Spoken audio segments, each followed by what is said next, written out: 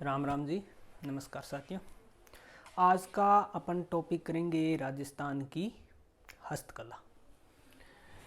राजस्थान की हस्तकला में हम पहले इनका बेसिक इंट्रोडक्शन करेंगे कि राजस्थान की ये हस्तकलाएं हैं होती क्या क्या है। तो हस्तकला का सीधा अर्थ है कि हाथ के द्वारा निर्मित कलात्मक एवं आकर्षक वस्तुएं। हाथों द्वारा निर्मित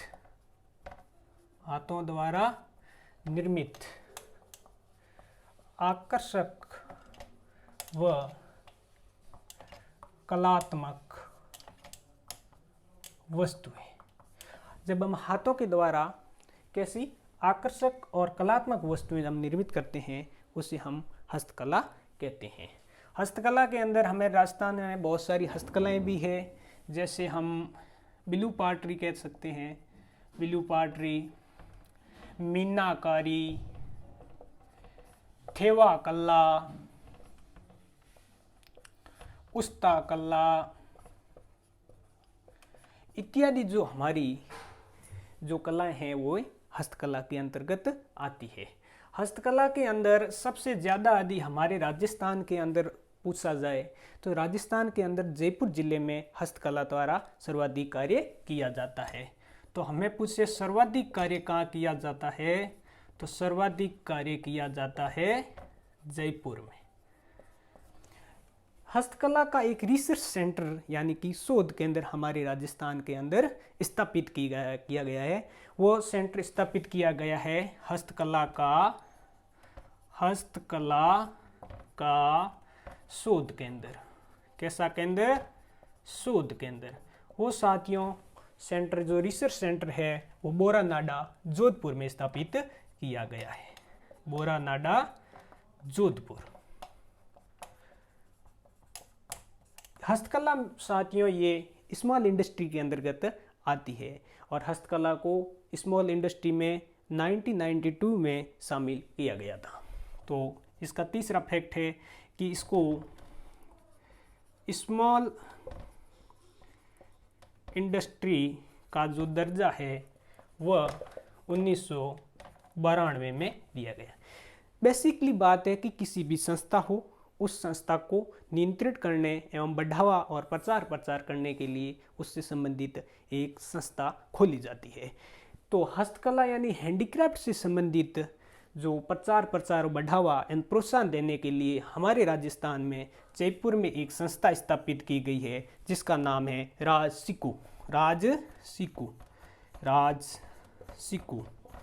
राजसिको यानी कि RAJ का अर्थ होता है राजस्थान, S का मतलब होता है स्मॉल, I का अर्थ होता है इंडस्ट्री, CO का मतलब होता है कॉरपोरेशन। यानी कि राजस्थान सूक्ष्म उद्योग निगम। राजस्थान सूक्ष्म उद्योग निगम। साथियों इस राजसिको की स्थापना है वो जयपुर में की गई। कब की गई?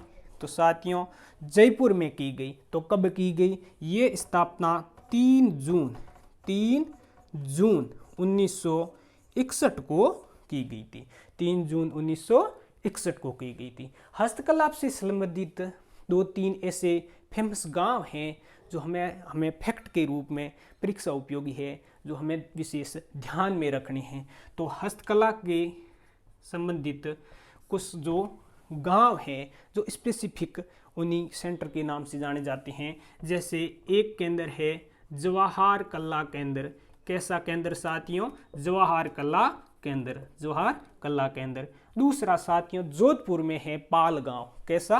पालगांव। कैसा गांव साथियों? पालगांव है जोधपुर में। कहाँ है? जोधपुर में।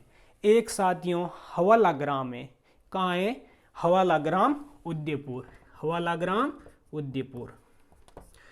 तो साथियों जब हम ये बात करें कि राजस्थान वैसी विविधताओं का देश राज्य रहा है, इस राज्य के अंतर्गत बिलू पाटरी, मीना पाटरी, थेवा कला, उस्ता कला इत्यादि कई प्रकार की कलाएं विद्यमान है।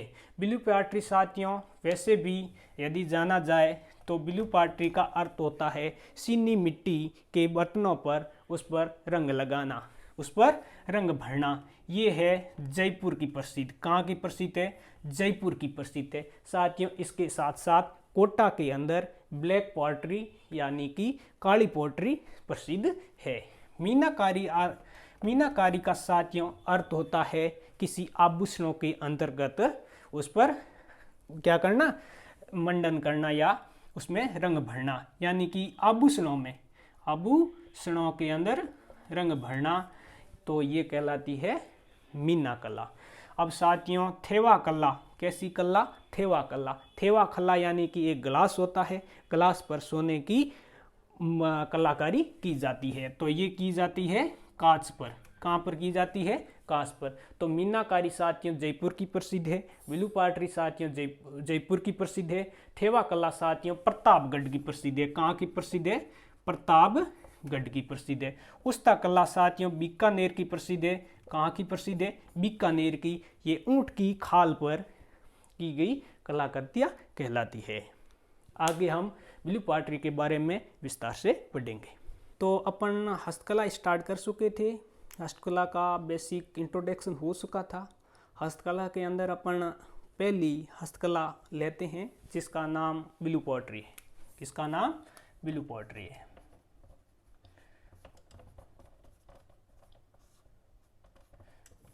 बिलू पॉटरी होती क्या है?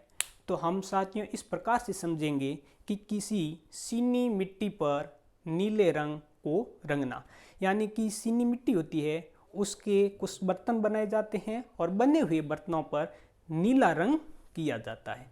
कैसा रंग किया जाता है साथियों? बिल्ली से स्पष्ट है कि नीला रंग किया जाता है। किस पर किया जाएगा?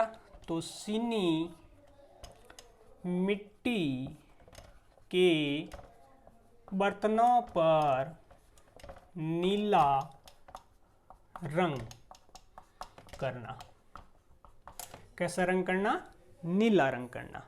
बिलू पॉटरी कहाँ की प्रसिद्ध है? तो बिलू पॉटरी यह जयपुर की प्रसिद्ध है। कहाँ की प्रसिद्ध है? तो साथियों जयपुर की बिलू पॉटरी प्रसिद्ध है।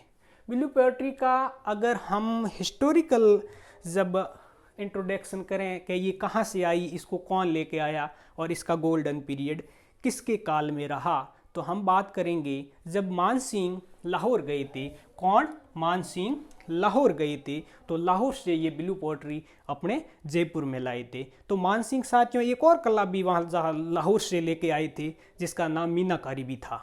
लेकिन यहाँ मानसिंह कौन लेके आया था इसको? मानसिंह फर्स्ट था कौन?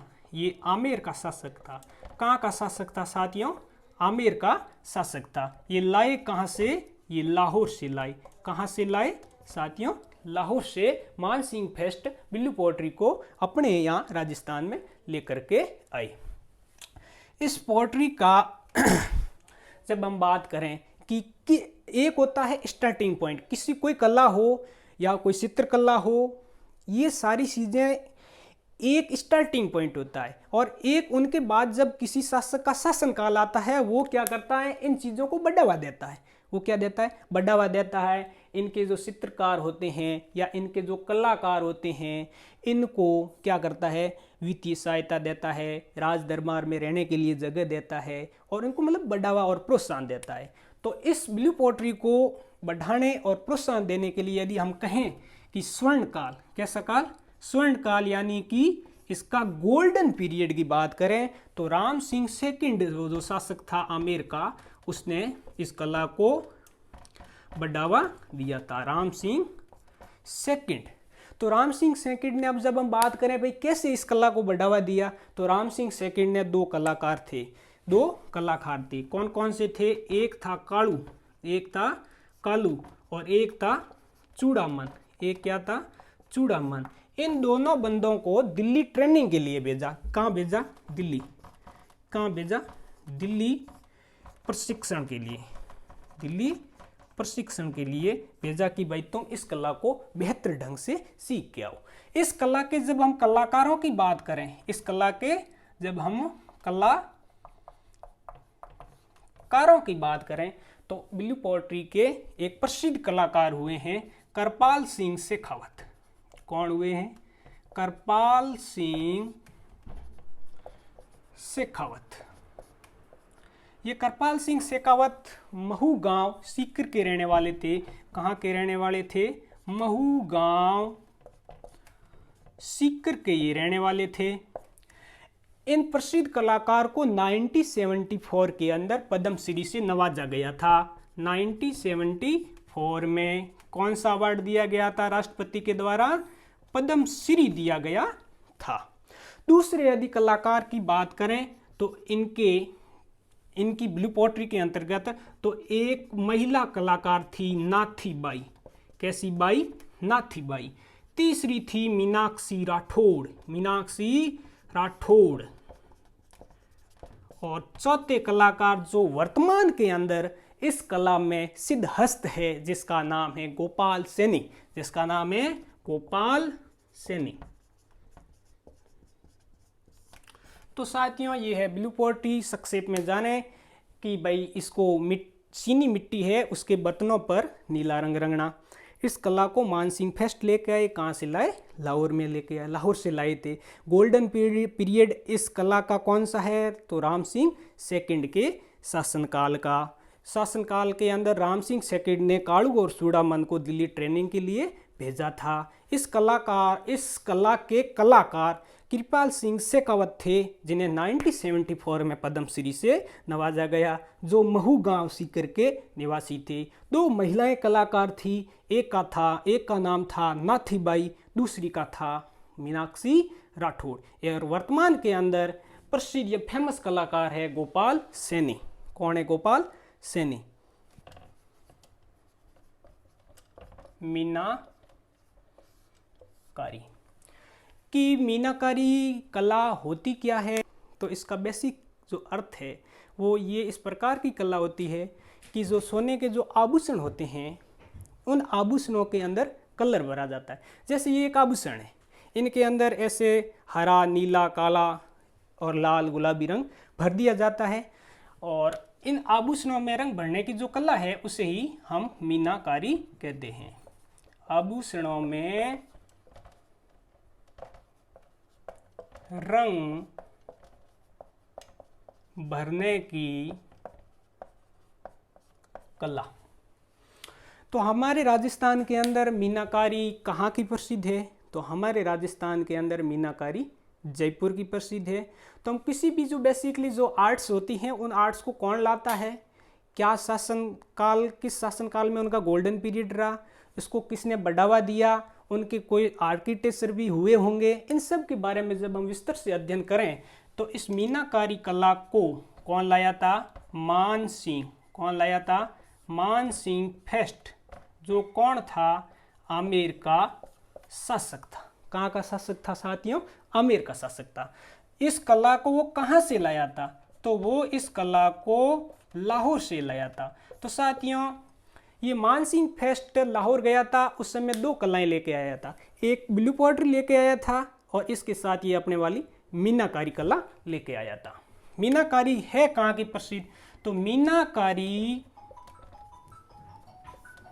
जयपुर की प्रसिद्ध है। कहाँ की प्रसिद्ध है? जयपुर की प्रसिद्ध है। मीनाकारी कहाँ की प्रसिद्ध है साथियों? जयपुर की प्रसिद्ध है। तो मीनाकारी में एक स्पेसिफिक इसका निक नाम भी अक्सर प्रसिद्ध रहा है, उसे कहते हैं हस्तकलाओं की आत्मा। क्या कहते हैं? हस्तकलाओं की आत्मा। कैसी आत्मा? हस्तकलाओं की आत्मा, यानी कि soil of handicraft. Soil of handicraft किसे कहा जाता है? मीनाकारी को। किसको कहा जाता है? तो मीनाकारी को कहा जाता है। तो इस मीनाकारी के अंतर्गत कुछ कलाकार भी हुए हैं जो हमें ध्यान में रखने हैं। तो कलाकारों के अंदर हम पहली बात करें तो एक सिख थे जिनका नाम था कुदरत सिंह। जिनका नाम था कुदरत सिंह।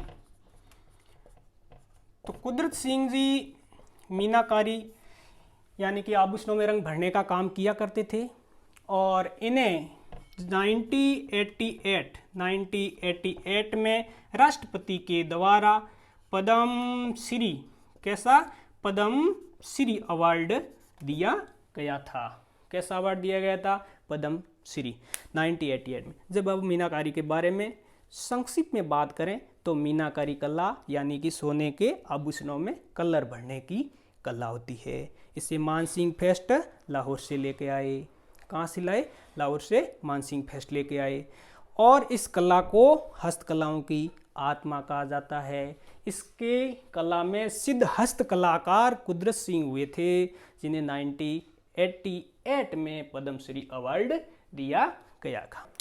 तो साथियों, मीनाकारी के अंदर भी हम बात करें, मीनाकारी भी अलग अलग प्रकार की होती हैं। जयपुर में तो ये फेमस मीनाकारी की जाती है आभूषणों पे और अलग अलग आभूषणों पे अलग अलग प्रकार की मीनाकारियाँ भी की जाती है।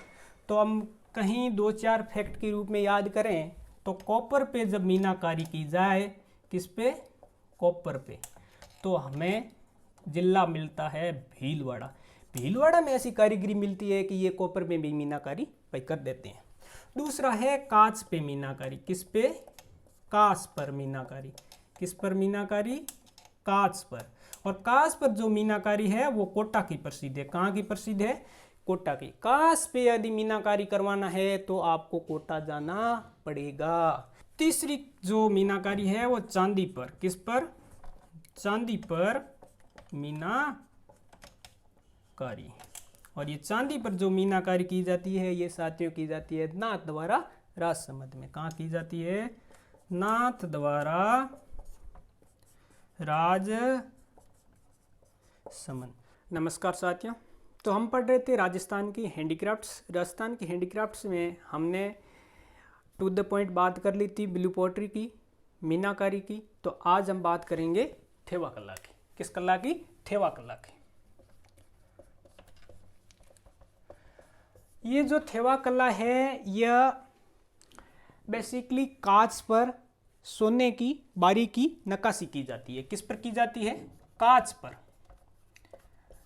कांच पर सोने की बारीक नक्काशी। कांच पर सोने की जो बारीक नक्काशी की जाती है उसे हम थेवा कला कहते हैं। कांच भी, इसमें स्पेसिफिक कांच एक यूज किया जाता है जो ग्रीन कलर का होता है, उसे हम बेल्जियम कांच कहते हैं। हरे रंग का ग्लास यूज किया जाता है। इस ग्लास का नाम है बेल्जियम ग्लास। कैसा glass? Belgium glass. Green colour का यूज किया जाता है थेवा कला के अंतर्गत। ये थेवा कला प्रतापगढ़ के सोनी परिवार के द्वारा इसे किया जाता है। यानी कि जो सोनी परिवार है, ये सोनी परिवार कहाँ का है? प्रतापगढ़। तो हमें ये चीज नॉलेज में आ गई कि प्रतापगढ़ का सोनी परिवार यदि थेवा कला को प्रचलन में लाया तो ये कहाँ की प्रसिद्ध हो गई भाई? प्रतापगढ़ की प्रसिद्ध हो गई। सोनी परिवार के अंदर भी कुछ जैसे नाथूजी सोनी थे, जैसे नाथूजी सोनी थे। ये नाथूजी सोनी इसके फादर ऑफ थेवा कला के नाम से जाने जाते हैं, यानी कि इसके प्रवर्तक है। इसके क्या है? प्रवर्तक माने जाते हैं। और इनके परिवार में 2 और प्रसिद्ध आर्किटेक्चर हुए हैं जिनका नाम गिरीश जी सोनी था। जिनका नाम गिरीश जी सोनी था। एक का था महेश सोनी। क्या था? महेश सोनी। क्या था? महेश सोनी। और ये जो नाथूजी सोनी, गिरीश सोनी, महेश सोनी, तो इसके थेवा कला के प्रसिद्ध कलाकार हो गए। इस कला में एक स्पेसिफिक, एक कॉमन सी विशेषता है कि ये कला है महिलाओं को नहीं सिखाई जाती। किसको नहीं सिखाई जाती? महिलाओं को। यानी कि घर में बेटी है या घर में बहू है, इनको नहीं सिखाई जाती। इसको सिखाने का कारण ये रहा कि भाई इस कला को यदि बहू या बेटियां सीख जाएगी तो अपने पीहर जाके दूसरे गांव में उस कला को प्रचलन में ले आएगी। इस कला को एक ही परिवार तक सीमित रखने के लिए इस कला को बहू और बेटियों को ये नहीं सिखाया जाता था। एक फैक्ट के रूप में यदि याद करें तो महेश सोनी को 2015 में राष्ट्रपति के द्वारा कौन सा अवार्ड दिया गया था साथियों? पद्म श्री अवार्ड दिया था। किस अवार्ड दिया था? पद्म श्री। इस कला को वर्ल्ड में फेमस करने के लिए एक व्यक्ति हुआ जिसका नाम था जस्टिन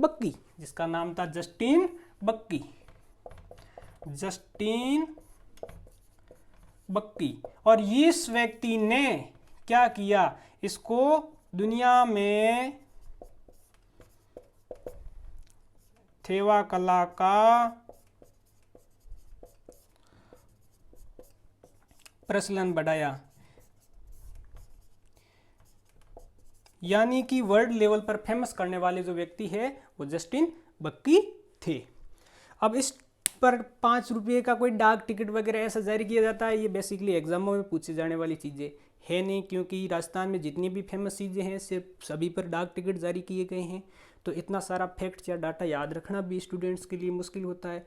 और हम जब संक्षेप में एक बार टू द पॉइंट यदि हम थेवा कला के बारे में बात करेंगे तो बेसिकली यह कला प्रतापगढ़ की प्रसिद्ध है। सोनी परिवार इस कला को प्रचलन में लाया था। बहु बेटियों को ये कला सिखाई नहीं जाती। होती किस पर है? तो ये होती कांच पर सोने की जो बारीकी नक्काशी होती है तो इसे हम थेवा कला कहते हैं। तो किस पर होती है? कांच पर। किसकी? सोने की बारीकी नक्काशी। ग्लास कैसा कलर का यूज किया जाता है? ग्रीन का। उस कांच को कैसी संज्ञा दी गई है? बेल्जियम कांच। इस कला के कौन कौन से कलाकार हुए? तो इस कला के प्रवर्तक है जो नाथूजी सोनी माने जाते हैं, और इन्हीं की फैमिली में कुछ और हुए थे। गिरिजी सोनी हुए थे, महेश जी सोनी हुए थे, जिनको 2015 के अंदर पद्मश्री से राष्ट्रपति के द्वारा नवाजा गया था। और जस्टिन बक्की नाम का एक व्यक्ति हुआ था जिन्हें वर्ल्ड लेवल पर इस कला को फेमस बनाया था।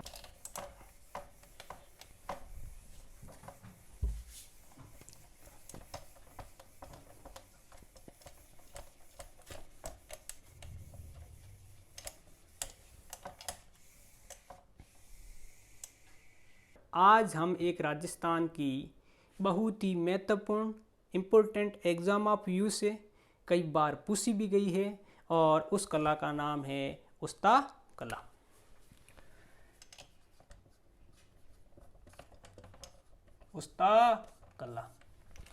उस्ता कला क्या होती है? तो उस्ता कला साथियों यह ऊंट की खाल पर की गई कलाकृति को ही हम उस्ता कला कहते हैं। जो कलाकृति करने के लिए कहीं न कहीं कुछ आइटम्स की आवश्यकता होती है कि भाई हम कलाकृति करेंगे तो किसी वस्तु पर करेंगे, तो उस वस्तु का नाम क्या है? जैसे हम चीनी मिट्टी थी उस पर हम नीला रंग रंग रहे थे तो ब्लू पॉटरी कहलाई थी। हम आभूषणों में रंग भर रहे थे तो वो मीनाकारी कहलाई थी। जब हम कांच पे सोने की बारीकी नक्काशी कर रहे थे तो थेवा कला कहलाती थी। ठीक इसी प्रकार यहाँ जो यूज होने वाला जो वस्तु है वो ऊंट की खाल है। कौन है? ऊंट की खाल पर की गई जो कलाकृति है उसे हम उस्ता कला कहते हैं। तो ऊंट की खाल पर क्या है? बेसिकली कलाकार हुआ करते थे, वो किसी राजा का फोटो बनवा देते थे या ऐसी बारीकी डिजाइनें बना दिया करते थे जो अपने आप में एक यूनिक होती थी। बस ये ध्यान रखना है कि ये बनाने के लिए किसका यूज करते थे? तो ऊंट की खाल का यूज करते थे। तो ये साथियों जो कला है बेसिकली बीकानेर की प्रसिद्ध है। किसकी प्रसिद्ध है? बीकानेर की। और बीकानेर में एक राजा हुए थे अनूप सिंह। कौन हुए थे? अनूप सिंह। अनूप सिंह राजा लाहौर से कुछ अपने प्रसिद्ध कलाकारों को यहाँ लाए थे। राजा अनूप सिंह और अनूप सिंह के समय कलाकार भी हुए थे इस उस्ता कला से संबंधित, जिनका नाम था कादर। क्या था? कादर मोहम्मद हनीफ। ये कलाकार है वो अनूप सिंह के समय हुए थे। अब ये उस्ता कला नाम पढ़ने के लिए बेसिक सा कारण ये है कि जो ये कलाकार थे ये अपने पीछे उस्ता लगाते थे।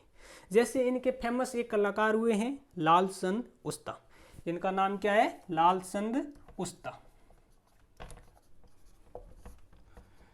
ये लालचंद उस्ता इसके फेमस कलाकार हुए हैं उस्ता कला के। और साथियों एक विशेष चीज ध्यान रखना, लालचंद उस्ता को उस्ता कला से रिलेट कर करके कई बार एग्जामों में पूछा गया है, कई बार एग्जामों में इस चीज को लालचंद उस्ता को पूछा जा चुका है, तो हो सकता है भविष्य के एग्जामों में रिपीट भी हो। ठीक इसी प्रकार एक इनके और कलाकार हुए जिसका नाम था हिसामुद्दीन। क्या था, हिसामुद्दीन। इस हिसामुद्दीन कलाकार को 1986 में पद्मश्री दिया गया था राष्ट्रपति के द्वारा। 1986 में क्या दिया गया था साथियों, पद्मश्री। ठीक इसी प्रकार इनके और कलाकार भी हुए हैं, हसन हुआ है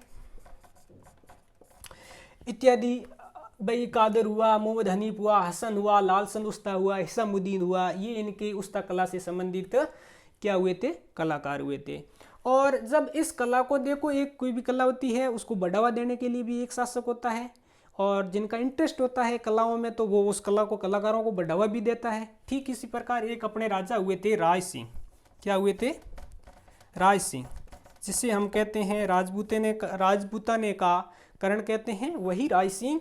इन्होंने क्या किया था, इस कला को बढ़ाया था, यानी कि प्रोत्साहन दिया था, वित्तीय सहायता दी थी, इन कलाकारों को मान सम्मान दिया था, और इस कला को दिनों दिन उत्तरोत्तर आगे बढ़ाते चले गए थे। अब ये बात जब हम करें तो हमें एग्जाम की दृष्टिकोण से कौन कौन सी चीज़ याद रखनी है। एग्जाम हमें ये याद रखना है कि भाई उस्ता कला कहाँ की प्रसिद्ध है, तो कि बीकानेर की। फेमस कलाकार कौन हुए, तो कि भाई लालचंद उस्ता हो गए। हिसामुद्दीन कौन थे, तो कि उस्ता कला के फेमस कलाकार हो गए। 1986 में उसमें पद्मश्री दिया गया। अगर पूछ ले भाई अनूप सिंह के समय कौन कौन से ऐसे कलाकार थे जो उस्ता कला से संबंधित थे, तो हमें ये ध्यान में रखना है कि भाई कादर था, मोहम्मद हनीफ था, और हसन भी था। ये सारे कलाकार अनूप सिंह के समय हुए। और उस्ता कला का गोल्डन पीरियड पूछ ले कौन सा था, तो हम कहेंगे राज सिंह के समय उस्ता कला का गोल्डन पीरियड हुआ करता था। अब बीकानेर के अंदर बेसिकली एक चीज़ होती है, जैसी कोई कला होती है ना, उसको बढ़ाने के लिए, प्रोत्साहन देने के लिए कुछ ऐसे गवर्नमेंट्स के द्वारा भी अपने अपने बजट के अंदर किसी भी प्रकार के सेंटर्स खोल दिए जाते हैं। तो बीकानेर में एक सेंटर खोला गया है, camel hide centre. Camel hide centre ये बीकानेर में खोला गया है। तो अपने राजस्थान से रिलेट करके ऐसी बेसिकली जनरली जानकारी पूछ ले कि कैमल मैन कौन था, राजस्थान का कैमल मैन कौन था। राजस्थान का कैमल मैन था जिसे हम कहते हैं कैमल मैन, तो ये थे अशोक टाक।